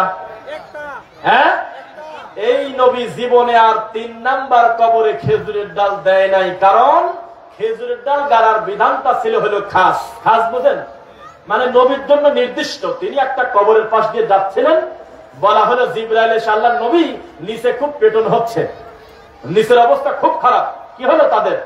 একটা হলো সকল খর, আর একটা হলো পেশাব করছে কিন্তু গায়ে পেশাব ছিটে লাগতো, মানে কোনো পবিত্রতা অর্জন করে নাই, পানি নিত না। আছে না কিরকম লোক? আছে যে আমার সামনে যখন আসে তখন মনটা ভরে গেছে, আবার ওর কাছে আবার আমার বদনাম করে। আছে নাকি? তো আল্লাহর নবী সাময়িক শিক্ষা দেওয়ার জন্য 2টা খেজুরের ডাল গাড়ে বললেন, যত সময় শুষ্ক থাকবে আমি আশা করি যদি শুকে না যায় ততক্ষণ আযাব ক্ষমা হবে। এই নবী জীবনে আর 3 নাম্বার কবরে খেজুরের ডাল গাড়ে নেই। জীবনে আবু বকর কোনোদিন কবরে খেজুরের ডাল দেয় নেই। তাহলে আপনি দিতে পারবেন? এটা কি অনুমতি হলো? আচ্ছা, যারা বলতেছে আমরাও দেব কবরে যাতে আযাব না হয়, তাহলে ঠিক পেল কিভাবে এই লোকটাকে একটু পেট ধরে? এ ঠিক পেল কিভাবে? আমি যে দাফন করে যাবো একটু পর মার শুরু হবে, বুঝলো কিভাবে? আল্লাহর নবী তো আরো জীবনে কত কবরের পাশ দিয়ে গেছে, জীবনেও তো কোনো আযাবের জন্য কিছু করে নাই। একদিন ওই যে আল্লাহর নবী একটা ঘোড়ার উপরে সওয়ার উপরে বসেছিলেন, হঠাৎ করে এমন ভাব করতেছে লাফ দিয়ে মনে হচ্ছে নবীকে ফেলা দিবি। তখন সাহাবীরা দৌড়ে এসে বলে, এই থামো, কেন ঘোড়া এরকম করে কি কামে? আল্লাহর নবীকে ফেলা দিবি নাকি? তখন আল্লাহর নবী বললেন, ও যে দৃশ্য দেখে লাফ দিচ্ছে, এই দৃশ্যটা তোমরা যদি দেখতে, কোন জীবিত মানুষ জীবিত থাকতে না, মরে যেতে। কি সেটা? মানুষ আর জিন ছাড়া ওরা দেখতে পারে, সেটা হলো কবরের শাস্তির নমুনা। আল্লাহর নবী তখন আর বললেন না যে খেজুরের ডাল আজকেও একটা গাড়ি। রাগ করতেছেন মনে হয়? শোনেন, আমাদের উপদেশ সবার ভালো লাগবে সেটা জরুরি না, তবে যার কল্যাণ হওয়ার কথা আল্লাহ তার কল্যাণ করবেন ইনশাআল্লাহ। আগে শুনতে থাকেন, আপনার অপছন্দনীয় কথা শুনতে শুনতে একটা পর্যায়ে আপনার মনে হবে যে না, কথা মনে হয় খারাপ না, কারণ আমাদের সমাজে দলিল ছাড়া কথা বলা হয়, আজকে দলিল দিয়ে কথা হচ্ছে ইনশাআল্লাহ। তো যে কথা বললাম, কবরে খেজুর ডাল আপনারা গাড়বেন না, এটা আমার কথা। নবী সাল্লাল্লাহু আলাইহি ওয়াসাল্লাম বলতে অনুবাদ করে বলে দিলাম। এখন আপনি যদি খেজুর ডাল গাড়েন, আমার লস আছে। এরপরে আরেকটা আমল আছে যেটা আমাদের এই নতুন বান্দুরা এলাকার লোক করে না, সেটা কি? কবরের চারপাশে 4টা কাঠি গাড়ি, 4টা কুল পড়া। ও তো জ্বালা, সত্যি নাকি? এখন আমি যে এই যে এত জোর গলায় বলতেছি সমাজের নীতির বিরুদ্ধে, একটা হুজুরও কিন্তু স্টেজে আসবেন, আপনি লিখে রাখেন, লেখে রাখেন কাগজে। একটা হুজুরও এলাকার থেকে এসে বলবেন, কবরে খেজুর ডাল গাড়া দলিল পাইছি, তাবিজ লেখার একটা আয়াত পাইছি, এই হুজুর চারপাশে 4টা কুল পড়ার দলিল একটা পাইছি, কেউ আসবে না। তবে কালকে সকাল থেকে আসবে, আমি চলে গেলে আসবে। তখন বলবে বাদ দাও তো, ওরা ওয়াহাবি, ওরা লামাযহাবী, ওরা কি বলে রাখো তো ওদের কথা। এভাবে বলে বলে আপনাদের ম্যানেজ করতে চাইবে, কিন্তু ম্যানেজ কি হওয়া যাবে? এখন আসবে না। আসলে আমি বলি যে ভাই আমি পাইনি, আপনি আমাকে দেন, আমি মুসলমান, আমি সংশোধন হয়ে যাবো। আসবে না। চারপাশে 4টা খেজুরের ডাল গাঁথতে হবে, এমন কোন বিশুদ্ধ হাদিস এই জমিনে নাই। ওয়াজ কি শেষ করে দেব? এরপরে আসেন, পৃথিবীর সবচেয়ে দামি ইবাদত কি? আল্লাহর হকে। আল্লাহর হকে সবচেয়ে দামি ইবাদতের নাম কি? সালাত। কি বলেন? সালাত। এই সালাত নিয়ে কথা বলবো নাকি? দেখেন, ইন্নাস সালাতা, তারপর কি? ইন্নাস সালাতা তানহা আনিল ফাহশাই ওয়াল মুনকার ওয়ালা যিকরুল্লাহি আকবার। সালাত হলো যাবতীয় অশ্লীল বেহায়াপনা কাজ থেকে মানুষকে বাঁচায়। ইন্নাস সালাতা কানাত আলাল মুমিনিনা কিতাবাম মাওকুতা। আছে কিনা? সালাতের কথা কোরআনে কত জায়গা আছে? কয় জায়গা? 83 না তো 82। আচ্ছা যাই হোক, 80-র উপরে নাকি? এই সালাতকে পর্যন্ত আমরা ছাড় দেই নাই। চলন্ত ধর্ম বলে তুমি নামাজে যখন দাঁড়াবে তখন জায়নামাজটাকে পাক করে নাও, ইন্নী ওয়াজ্জাহতু ওয়াজহিয়া লিল্লাযী ফাতারাস সামাওয়াতি ওয়াল আরদা হানিফা ওয়া মা আনা মিনাল মুশরিকিন। আছে কিনা? কোরআন মাজিদের আয়াত পড়তে পড়তে কোরআন পড়ার একটা পর্দায় থাকলে প্রতি হরফে 10 নেকি হবে। আচ্ছা, কেউ যদি ফেরাউন পড়ে তাহলে নেকি হবে নাকি? আবু লাহাব পড়লে নেকি হবে না? কয় কিনা? কোরআন পড়তে পড়তে আল্লাহর নাম আসলে যেমন প্রতি হরফে 10 নেকি, পৃথিবীর শ্রেষ্ঠ কুলাঙ্গার ফেরাউনের নাম আসলেও প্রতি হরফে 10 নেকি হবে। কারণ এখন কোরআন একটা পড়ার পর্দায় আছেন, এখন পড়তে পড়তে যা পেছে যাবি সবই প্রতি হরফে 10 নেকি। আছে কিনা? মান ক্বারাআল কুরআনা বিল হারফি ফালাহু আশরু আমসালিহা, এক হরফ সমান 10 নেকি। এখন একটা কথা, কোরআন থেকে আমি যদি ফেরাউনটা বের করে নিয়ে এসে বলি ফেরাউন ফেরাউন ফেরাউন, হামান হামান হামান, নেকি হবে নাকি? শয়তানি করা হলো না? আচ্ছা থাক, কোরআন থেকে আমি নিয়ে আসলাম তুকাদ্দিবান তুকাদ্দিবান তুকাদ্দিবান, নেকি হবে নাকি? যে কোনো একটা আয়াত নিয়ে এসে আমি আমার মন মতো জিকির করবো, তাহলে নেকি হবে না? পাপ হবে। কেন? কারণ এই পদ্ধতিটা আমার রাসূল শেখায় নেই। কিন্তু কোরআন পড়তে পড়তে ফেরাউন পড়লেও 10 নেকি, আলাদা করে বের করে নিয়ে এসে জিকির করলে বাপ ধরে পিটপিনি, শয়তান নাকি? তো কোরআনের ভিতরে আছে ইন্নী ওয়াজ্জাহতু, আমরা অস্বীকার করি নাই। কারণ এগুলো ভেঙে বলতেছি, কারণ বেদাতি হুজুর আবার কাল বলতে পারে কি কয় ইন্নী ওয়াজ্জাহতু নাই মানে এই দেখো কোরআনে আছে। তখন আপনারা বলবেন না কি একটা কথা, কোরআনে আছে তাও পড়া যাবে না? আছে না কেমন লোক? কোরআনে থাকলেই পড়া যায় না। আগামীকালকে যদি টয়লেটে যাওয়ার সময় যদি পড়েন ফাবি আইয়ি আলাই রাব্বিকুমা তুকাদ্দিবান, পাপ হবেই হবে। আগামী কালকে যদি সহবাস করার আগে পড়েন কুল আউযু বিরাব্বিল ফালাক মিন শাররি মা খালাক, অথবা পড়েন লা ইলাহা ইল্লাল্লাহু ওয়াহদাহু লা শারীকা লা লাহুল মুলকু ওয়া লাহুল হামদু ওয়া হুয়া আলা কুল্লি শাইইন কাদির, পাপ হবে। কারণ এই দুয়ার ফজিলত আছে, এইটা পড়লে সমুদ্রের ফেনা পরিমাণ পাপ থাকলে আল্লাহ ক্ষমা করে দেয়। কিন্তু সহবাস করতে হবে স্বামী স্ত্রীকে, আর এই দোয়া পড়তে হবে এই সময়, এটা জাগ গেল না? মানে যে জায়গার যে জিনিস সে জায়গায় রাখতে হয়। ইন্নী ওয়াজ্জাহতু হলে আমার নবী মাঝে মধ্যে আল্লাহু আকবার বলে হাত বেঁধে সানা হিসেবে মাঝে মধ্যে পড়তেন, সব সময় না। আর এইটা আমাদের দেশের হুজুররা নামাজের ভিতর থেকে টাইনি বাইরে নিয়ে এসে যায় নামাজের দোয়া বানাইছে। কি ব্যাপার, আলোচক নিয়ে আসে না তাড়াতাড়ি, লোকজন তো আবার বিরক্ত হয়ে যাবে মনে হয়। লিল্লাহি তাকবীর। আপনাদের কেন আগ্রহ আছে আমি জানি না, এত শক্ত কথা আপনারা শুনতেছেন। আমি মনে করেছিলাম যে নতুন মাঠ, এখানে একটা মা বাবার ওয়াজ, জাহান্নামের ওয়াজ, কবরের ওয়াজ, একটা সার্বজনীন কথা বলে চলে যাব। কিন্তু আপনাদের উপস্থিতি আর মনোযোগ আমাদেরকে মুগ্ধ করেছে। আল্লাহর কাছে আপনাদের জন্য দোয়া করি, আলহামদুলিল্লাহ। এরপরে আসেন, এমনি ওয়াজ্জাহতু জায়নামাজের দোয়া মনে করে এই এলাকার একটা লোকও পড়ে না, ঠিক কিনা? পড়ে? আচ্ছা, কেউ লজ্জা পাবেন না, ওইদিকে তাকানো ঠিক না, আমরা একটু অন্ধকারই আছে। কেউ একজন বলেন যে জায়নামাজের দোয়া হিসেবে ইন্নী ওয়াজ্জাহতু আপনি এতদিন পড়তেন? পড়তেন না? থাক থাক, হ্যাঁ পড়তেন, তাই না? পড়তেন। কিন্তু এখন যখন শুনলেন যে জায়নামাজ পাক করার দোয়া বলে কোন দোয়া পৃথিবীতে নাই, আপনি ছেড়ে দেবেন ইনশাআল্লাহ? আচ্ছা, এরপরে কি আছে কোন তো? কে বললো? মাশাআল্লাহ ভাই, এখন আসলো নাওয়াইতুর বংশ। বংশ বললাম, একটা হলে বংশ বলতাম না। যদি দেখতাম যে এক নাওয়াইতুতে মোট নামাজ চলে যায় তাহলে ঠিক আছে। এমন ভেজাল, প্রতি ওয়াক্তের জন্য আলাদা আলাদা আমার নিয়ত, গোসলেরও নিয়ত আছে। সেই দিন একটা বই পাইছি, বইটার নাম হলো সেকেন্ডের 1,00,000 কোটি নেকের দোয়া। নাম শুনতেন এই বইটা? হ্যাঁ, এটা একটা রামায়ণের মতো একটা শয়তানি করে লেখছে বইটা। তো তার ভিতর লেখা আছে কেউ যদি গোসল করতে যায় তো গোসলের পানি মগে অথবা বালতিতে যখন ঢুকবে তখন সে পড়বে নাওয়াইতুল গসলা লিরাফইল জানাবা, এরপরে পানি তুলে মুখে দেবে। আমি তো এটা আমার ডেলিভারি দিল কবে এই মাল, আবার গোসলের নিয়ত বানাইছে কোন তো জ্বালা। তো নাওয়াইতু এমন একটা যন্ত্রণা যে ফজরের নাওয়াইতু ফজরের সুন্নাতেও চলে না, ফরজেরটা। মাগরিবের নামাজ তো এশায় চলে না, জুমার নামাজেরটা আরো কঠিন। এখানে মাদ্রাসার ছাত্র আছেন কারা কারা? হাত তোলেন তো।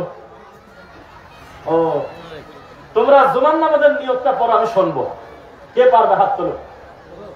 যদি এটা ভুল, তবে যদি পারো তাহলে আমার লেখা 10টা বই আমি তোমাকে দেবো ইনশাআল্লাহ। একটু পরে একটা ছাত্র পড়ো, মনে হয় ভালো করে মুখস্থ নাই। যাক, আমি পরে দিই, তোমরা মুখস্থ করো। আর গ্যাপে গ্যাপে দু একজন বলো নাওয়াইতু আন উসকিত, মনে পড়ছে, আন জিম্মাতি ফারদাজ যহরি বিআদাই রাকাআতাই সালাতিল জুমআ ফারদুল্লাহি তাআলা ইক্তাদাইতু বিহাদাল ইমাম মুতাওয়াজ্জিহান ইলা জিহাতিল কাবাতিশ শরীফাতি আল্লাহু আকবার। এরকম একটা ডেলিভারি শয়তান তৈরি করছে। এইটা পড়া যে কি জ্বালা, এইটার জন্য মার খাতে খাতে পিঠের চামড়া আমাদের উঠে গিয়ে দেখ পড়বে। এটা কঠিন তো, তাই না? অথচ এই শয়তানের দোয়া না শিখায় এই সোনার ছেলেটাকে যদি 2টা হাদিস শেখাতে উপকার হতো না। না, এত শক্ত কথা বলতেছি আজকে। আমার মনে চাচ্ছিল যে আপনারা আবার আমাদের আমাদের আরো কিছু ভাইকে নিয়ে এসে এই ভালো কথাগুলো সমাজে প্রচার করে দেন, কিন্তু একেবারে বন্ধই হয়ে যায় নাকি?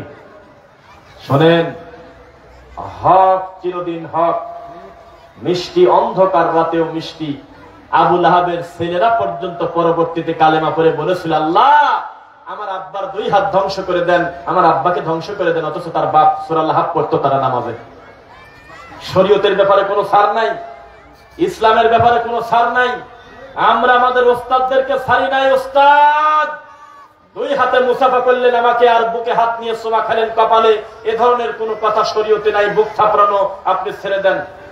ওস্তাদ রেগে গিয়ে বলতেছে, তোমরা মুসাফা পর্যন্ত করতে দাও না। আমরা বললাম, ওস্তাদ আপনার অন্যান্য গুণ আছে অনেক ভালো, এগুলোর ব্যাপারে কোনো কথা নাই, কিন্তু মুসাফা করবেন এক হাতে আর বুকে হাত নিতে হবে, এ ধরনের কথা নবী বলেনি। ওস্তাদকে বলেছে, ওস্তাদ জীবনে টাকনুর নিচে কাপড় পরবেন না, আমার নবী নিষেধ করেছে। বিচারের মাঠে আল্লাহ তার দিকে তাকাবে না যেই পুরুষ টাকনুর নিচে কাপড় পরে। কাউকে ছাড় দেওয়া যাবে না, শরীয়তের ব্যাপারে কোনো ছাড় নাই। আমি যদি এই সত্যগুলো আজকে প্রকাশ করে না দিতাম, এই এলাকার মানুষজন অজানাই থেকে কবরে যেত।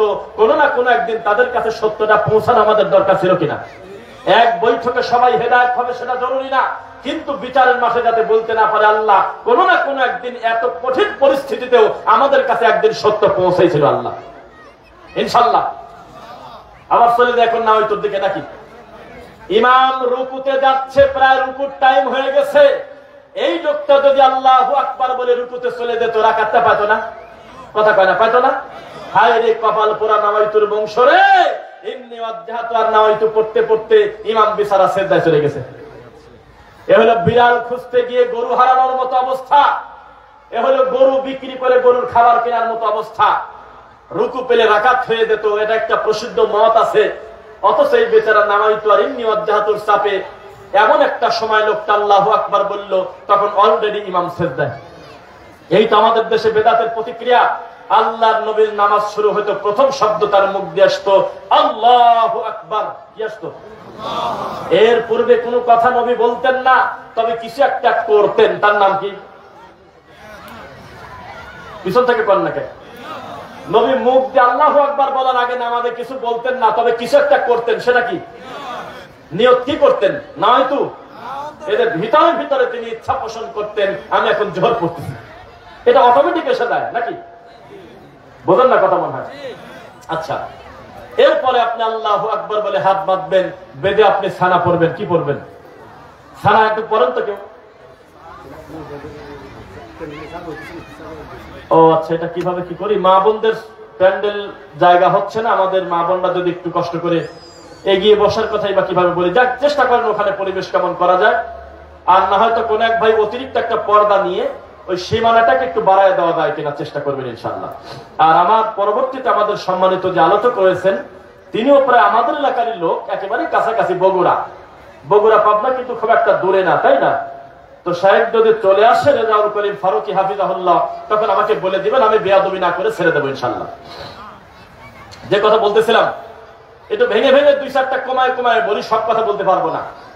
এরপরে ডানে বামে সালাম ফেরানোর পর আমি বলেছি মুনাজাত করলে কত পাপ হয় সেটা আমি বলতে আসি নাই, তবে আমি বলেছি বিচারের মাঠে এমন পরিস্থিতি হতে পারে এই মুনাজাত করা সমস্ত মুসল্লি তার ইমামের গলার টুটি ধরতে পারে। আল্লাহ 40 বছর তোমাকে সেজদা দিয়েছি, সালাম ফেরানোর পর তোমার নবী প্রায় 25টা দোয়া পড়তো মুখ দিয়ে। প্রত্যেকটা হাদিসের কিতাবে এই দোয়াগুলো আছে, এত বড় বড় ফজিলত আছে। এই ভণ্ড জীবনে আমাদেরকে জানতেই দেয় না, আমরা না জানি কবরে চলে গেছি। বুঝলেন না? যারা মুনাজাত করে তারাও স্বীকার করে আমার নবী সালাম ফেরানোর পর পড়তেন আস্তাগফিরুল্লাহ, আল্লাহু আকবার, আল্লাহুম্মা আনতাস সালাম, এগুলো পড়তেন। স্বীকার করে না? করে কিনা স্বীকার? স্বীকার যদি করে তো বিচারের মাঠে মুসল্লি তার প্রাপ্য হক আল্লাহর কাছে দাবি করতে পারে কিনা বলেন? পারে কিনা? এবার আসেন, আপনাদের এলাকায় বিবাহ শাদী হয় না? হয়। বিবাহতে উকিল বাপ আছে কিনা? এত জোরে বললেন, এই এলাকা আছে? আমি 3টা বাপের নাম বলবো, এটা বাপ, তবে বাপের জাত না। এক, এই নবাবগঞ্জের লোক যারা ইয়াবা খায় তারা ইয়াবাকে আদর করে বাবা বলে ডাকে, আসলে এটা বাপের জাত না। 2, কিছু বিবেকের দাঁত ফেলানো কিছু ভণ্ড গরু ছাগল মার্কা মুরিদ আছে, তারা তাদের পীরকে আব্বা বলে ডাকে। এটাও কিন্তু তার ডেলিভারি দেওয়া বাপ না, এটা তার মায়ের স্বামীও না, এটা শয়তানি করে ডাকতেছে, ওটা বাপের জাত না।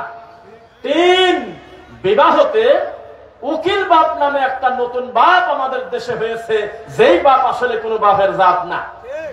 ইসলামী শরীয়ত বলে, ইসলামিক ফাউন্ডেশন 7ম খণ্ড সহিহ বুখারী, কেউ যদি নিজের পিতা ব্যতীত অন্য কাউকে পিতা বলে স্বীকৃতি দেয়, আত্মতৃপ্তি নিয়ে ডাক দেয়, তার উপরে জান্নাত হারাম হারাম হারাম। পীরকে আব্বা বলে না এলাকার লোক? না বলে? নিজের বাপের থেকে বেশি আন্তরিকতা না কম? কেন সে রুগী তো হ্যাঁ সব। এটা করবেন না। মেয়ের বাপ যদি বেঁচে থাকে, পৃথিবীতে আর অন্য কোনো উকিল বাপ নাই। বাপ উপস্থিত থাকবে, বাপের মুখামুখি তাকায় এই হুজুর বলবে আপনার কন্যাকে এত টাকা দেন মোহরে, অমুকের ছেলে অমুক এই যে আমাদের মুখামুখি বসে আছে, তিনি বিবাহের জন্য প্রস্তাব করেছেন, আলহামদুলিল্লাহ বলে মেনে নেন, বিবাহ শেষ। কথা বলছেন নাই? মেয়ের কাছে কোনো কাজ নাই। আমাদের দেশে মেয়ের কাছে কাজের খাতা চলে যায়।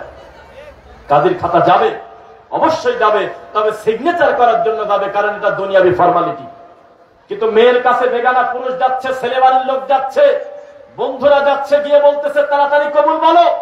কাজী বলতেছে আমার আর একটা বিয়ে আছে, তাড়াতাড়ি বলো।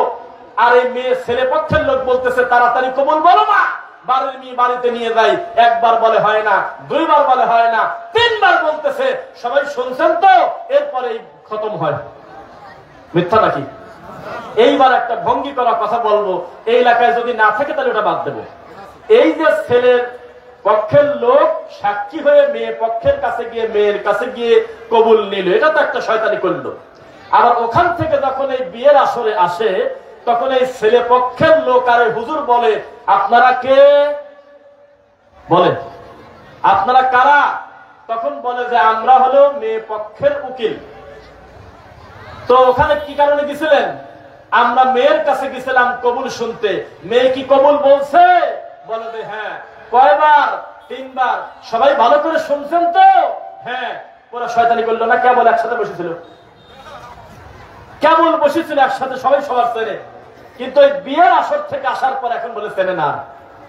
ধোকা দেওয়া শরীয়তে জায়েজ আছে? তো এইরকম বিবাহ আমাদের সমাজে আছে কিনা? এরপরে বিবাহের শেষে আখেরি মুনাজাত ডাক, যেটা তো ডেলিভারি দিল। আখেরি মুনাজাত মানে যে সামনে আসতেছে কি মাস? হ্যাঁ, রমজান। এই রমজানের এখন দ্রুত বলবো যাতে সিরিয়ালে অনেক কথা শুনতে পারি। রহমতের 10 দিন, মাগফিরাতের 10 দিন, নাজাতের 10 দিন, এমন কোন হাদিস এই পৃথিবীতে সহিহ হাদিস নাই নাই নাই। কিন্তু এই দেশের 98টা ক্যালেন্ডারে লেখা থাকবে রহমতের 10 দিন, মাগফিরাতের 10 দিন, নাজাতের 10 দিন। আছে কিনা?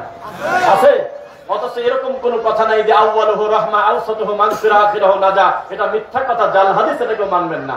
2, এত বক্তব্য দেওয়ার পরে, এত দলিল ভিত্তিক আলোচনা করার পরেও যে বেদাতির লজ্জা নাই, তার একটা দলিল এখনো রমজান মাসের ক্যালেন্ডারে লেখা থাকে নাওয়াইতু আন আসুমা গদা। কি লেখা থাকে? নাওয়াইতু আন আসুমা গদা লেখা থাকে কিনা? কথা বল না কেন? এই গদা গাধা বলে কোনো কথা নাই। গদা মানে হলে আগামীকাল। নিয়তটাই যদি চূড়ান্ত হবে, এতদিন যত রোজা রাখছেন একটা নিয়ত হয় নাই, আজকে খাচ্ছেন আর নিয়ত করতেছেন আগামীকালকে। আজকে কি বার বলেন তো?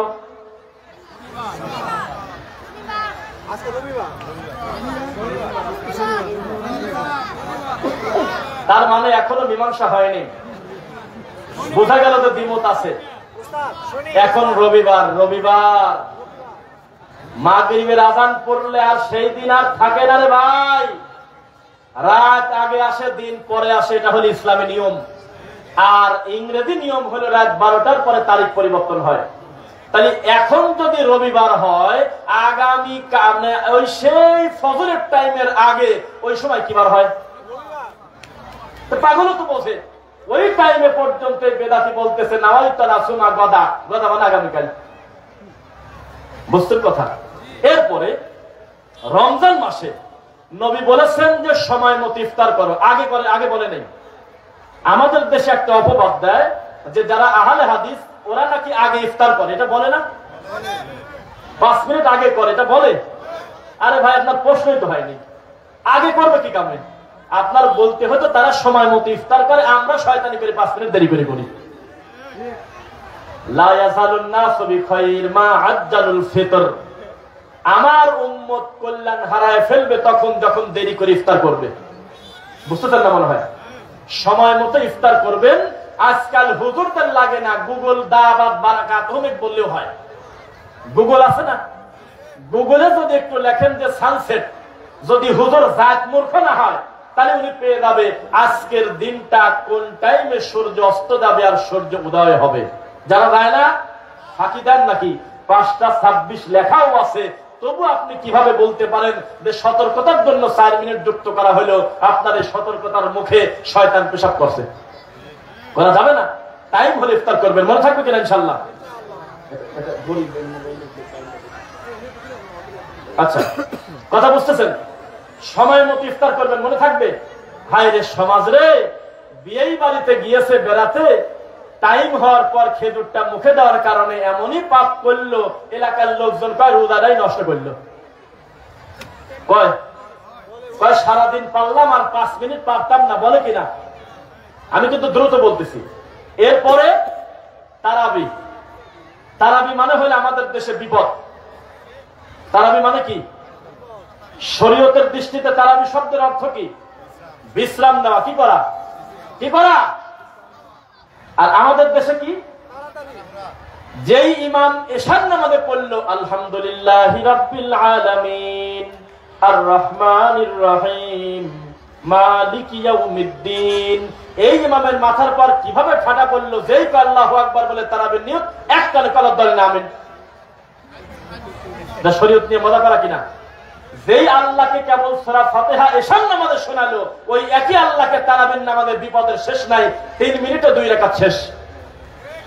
আর যেই ইমাম যত দ্রুত 20 রাকাত মারিয়ে দিতে পারে, সেই ইমামের খুব নাম হয় এলাকায়, বলে খুব চালু হুজুর আমরা পাইছি। মারও খাবেন খুব চালু করে। সালাত নিয়ে ব্যঙ্গ করেন না ভাই, এই সালাতটা নফল সালাত, সুন্নাহ সালাত। 2 রাকাত কম পড়লে পাপ হবে না, তবে সালাত পড়তে গিয়ে যদি রুকু সিজদা নষ্ট করে, সূরা ফাতিহা যদি লুকোচুরি করে আল্লাহর হক নষ্ট করেন, আপনার শাস্তি হবে কিনা বলেন? হবে। আমি রাকাত সংখ্যার দিকে গুরুত্ব দিচ্ছি না এখন আজকে, তবে সালাতটা পড়া উচিত ছিল সুন্দর করে, না? পৃথিবীর শ্রেষ্ঠ ইমামের নাম মুহাম্মদ সাল্লাল্লাহু আলাইহি ওয়াসাল্লাম, দুনিয়ার শ্রেষ্ঠ কারীর নাম মুহাম্মদ সাল্লাল্লাহু আলাইহি ওয়াসাল্লাম। তিনি প্রত্যেকটা আয়াত থেমে থেমে পড়তেন, আলহামদুলিল্লাহি রাব্বিল আলামিন বলে থামতেন, মাঝখানে তার মুসল্লিরা পড়ে নিত। আর আমাদের দেশে একটা শাস্তি মনে করা হয়, এক কানে বলার দল নেন না, এলাকায় না আছে? শরীয়ত নিয়ে মস্করা করা, শরীয়ত নিয়ে তামাশা করা, আল্লাহ সঠিক বলতে না আমিন।